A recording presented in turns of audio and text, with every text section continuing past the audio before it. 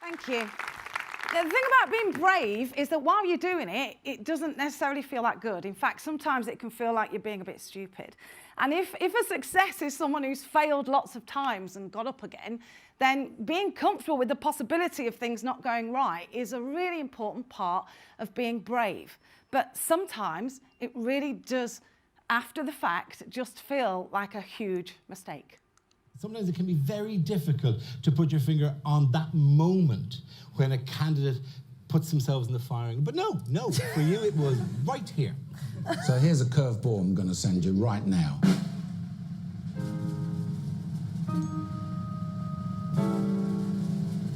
Ladies, who's going to be the project manager on this task? I am.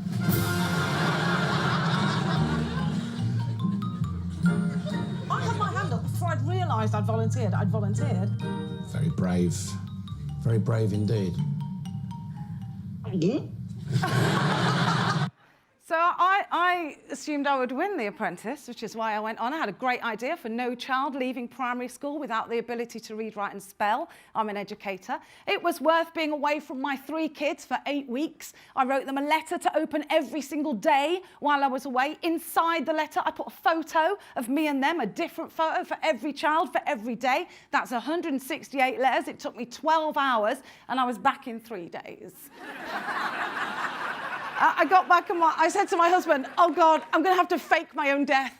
And Ed's like, yeah, okay, give it a few days. But it's just really interesting because, and actually, The Apprentice was meant to be my big comeback. 20 years before The Apprentice, I was on blind date. I know, I'm a glutton for it. And I was a picker. My date was John from Leeds, and he left me in a romantic restaurant, climbed out of the window and went for McDonald's. And the only reason I know that is because when I started teaching, I was teaching 5- and 6-year-olds, and we do this lovely thing called circle time where they all come in and share something. And one of the kids went, Miss, I saw you get dumped on telly. And I was like, yes, thank you, Kirk. And he said, Miss, it's all right. My dad says he wouldn't say no. And I'm like, oh my God. Actually, which one is your dad? Sorry. The thing about bravery is that it doesn't feel like bravery when you're doing it. And what we need to do is get out of our own way. It's not about us. You know, we do this as leaders. We think, oh, I've got to be brave. It's not about us. Leadership isn't about being brilliant. It's about making other people brilliant. And that's what I want to tell you about Mrs. Cook. She was my teacher when I was in year 1. And she was having a really bad day. When I showed my husband this photo, he said, oh, is that you on the back row in the middle next to the Michael Jackson lookalike? And I said, no, love, I am the Michael Jackson lookalike. So that's me with the afro there. What a killer, good-looking kid, eh? So Mrs. Cook, there was this one at Mrs. Cook's being observed, a performance review, like in action. So she's in there being observed. And this class, you can tell from looking at us, bunch of ragtags. I mean, we couldn't focus, we couldn't concentrate. And to top it all off, it's the eye test today. So someone comes in and gives her a note saying, everyone's got to go for an eye test. And Mrs. Cook's like, well, why not? Because we live in chaos anyway. So anyway, she announces this eye test, and I go completely ape, and I jump up, scream, pick a chair up, throw it across the room, and run out and lock myself in the toilet. Because Karen Summers, front row, stupid smile, told me that when you have an eye test, they poke your eye out with your finger, they put it in your mouth, and then they spit it out and stick it back in your head. I was terrified.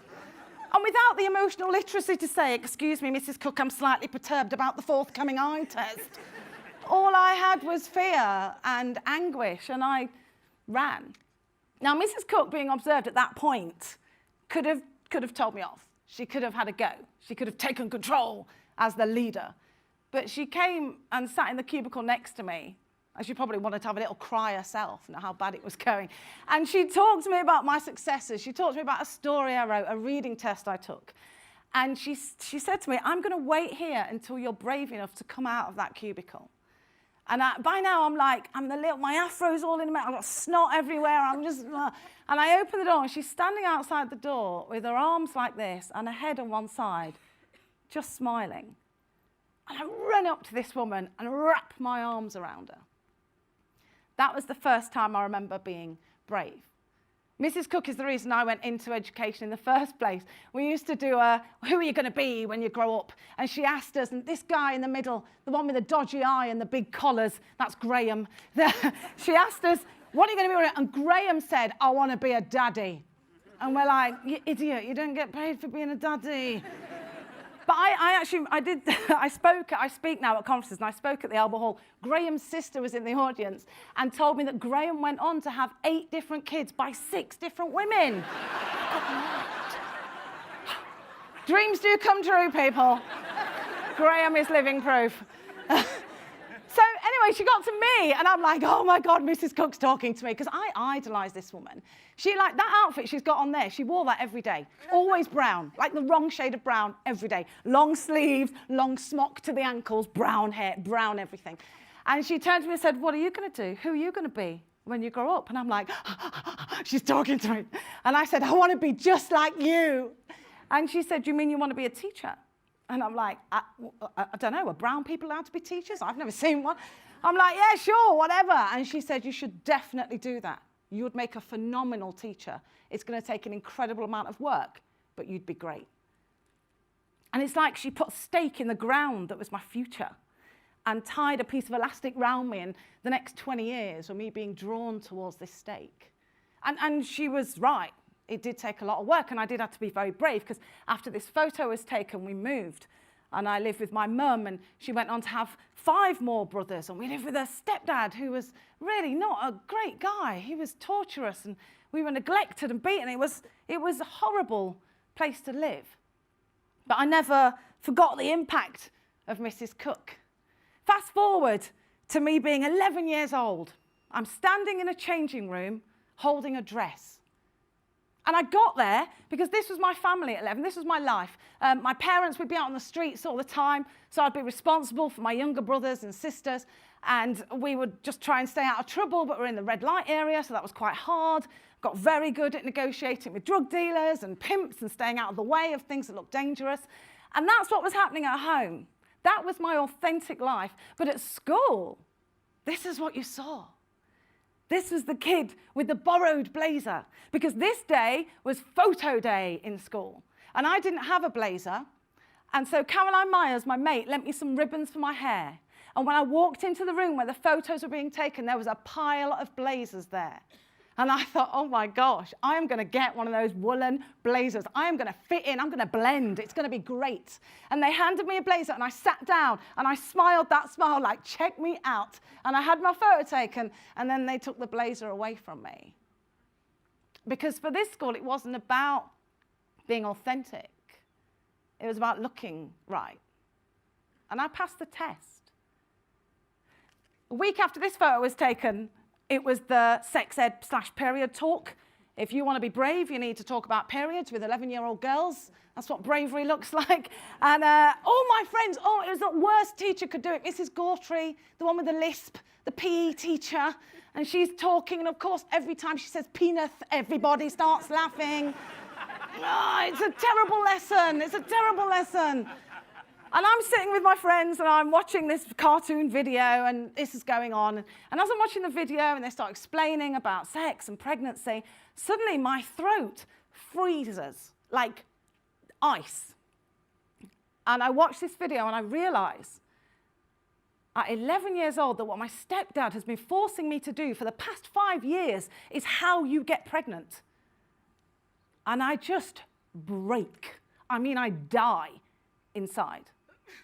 And I look around the gym at my friends, and I'm looking for someone else. Is there, who else is, but there's no one. And I'm on my own. I'm with no one to turn to and no one to stand with. I run out of the gym, and I'm sick in the toilet, and I make a decision that I have to go. And I run away. I run away from home. I'm on the streets for 3 days. 3 days and nights I'm on the streets. And I know how to look after myself. We spend a lot of time on the streets. But after 3 days, I meet a phenomenally authentic man, an incredible human being called Jason. Jason knew how to enroll someone. He said, what are you doing? It's cold. You shouldn't be here. Gave me his coat. Bought me food because I was hungry. Looked after me. Even let me stay at his house And that's how I found myself at 11 years old, standing in a changing room, holding a dress. Only it's not a dress, it's lingerie. And Jason isn't a kind benefactor, he's a pimp. They know how to enroll people.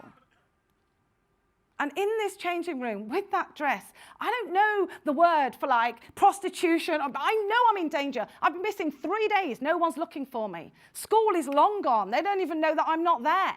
I am on my own, and I'm like a phone when you get off in a foreign country, when your phone tries to find a signal, and I'm looking at people in the changing room thinking, can anyone, but there's no one. There is no one. And in that moment, while I'm standing in that changing room, holding that dress, one clear thought comes into my mind.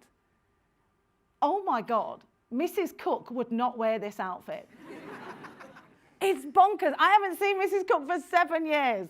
I've got no idea what she's doing, where she is, but it's like my brain is scanning for a decent human and finds this one and thinks she wouldn't wear it, but it was enough. I dropped the outfit. I run out of that changing room, plus Jason, he's not used to like escapees, he's rolling a joint, leaning on some bras, and I go straight across the road to the police station, which I knew well, because I've been in and out of foster care several times by now. And I got into the police station and I put my hands on the counter and said, I demand the right to remain silent. Because I thought that's what you did. And the guy was like, yeah, okay, sure. I mean, I knew that going into foster care wasn't going to be like a Cinderella happy ever ending.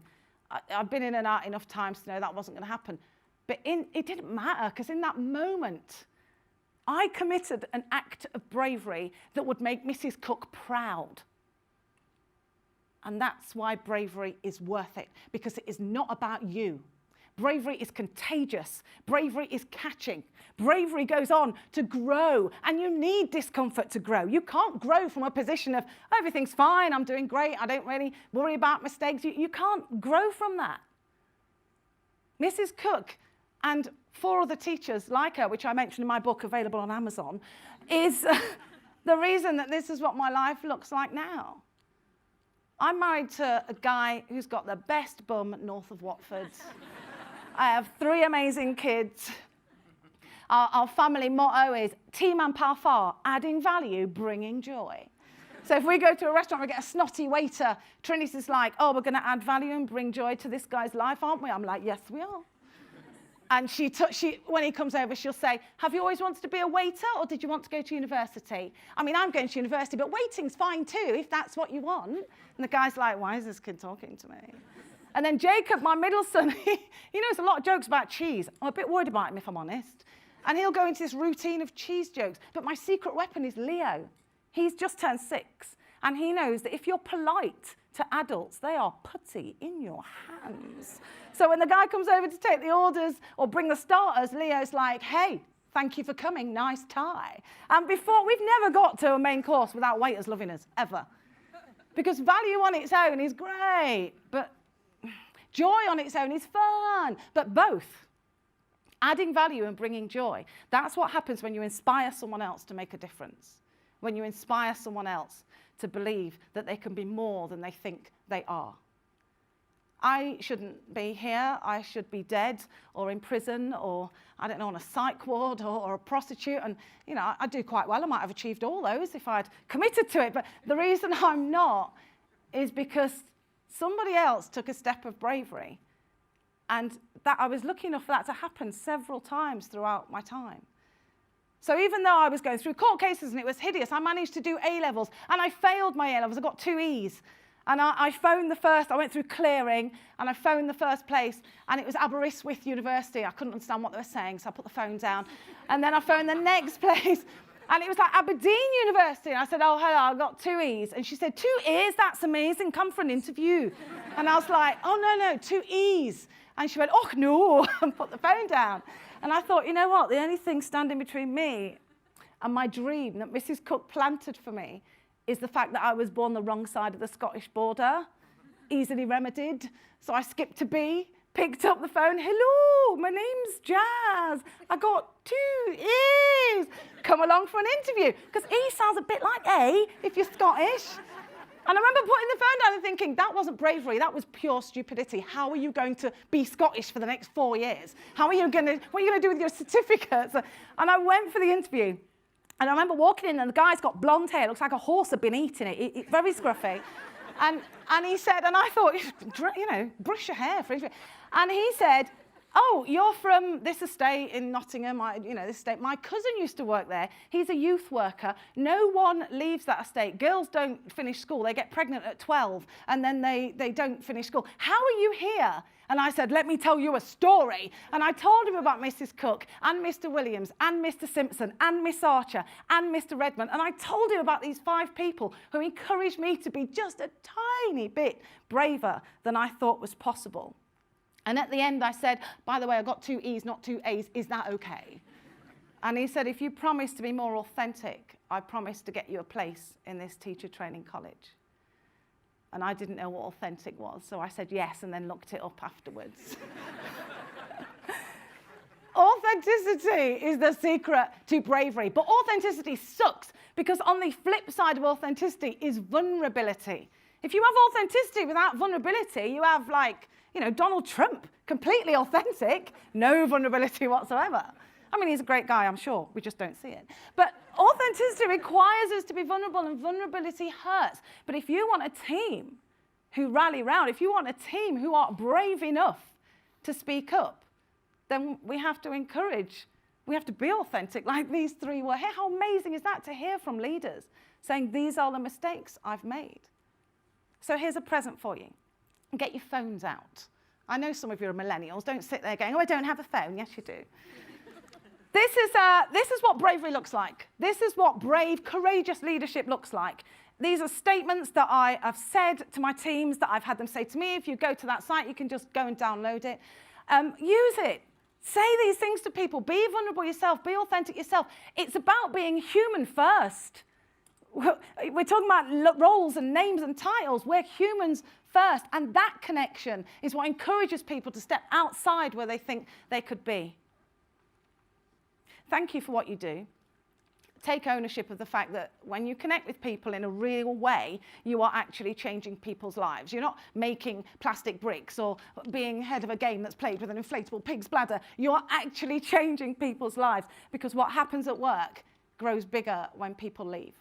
The impact you have isn't what happens when you're in the room. It's what happens when you haven't been in that room for 7 years. So thank you very much for listening, and please be 2% braver.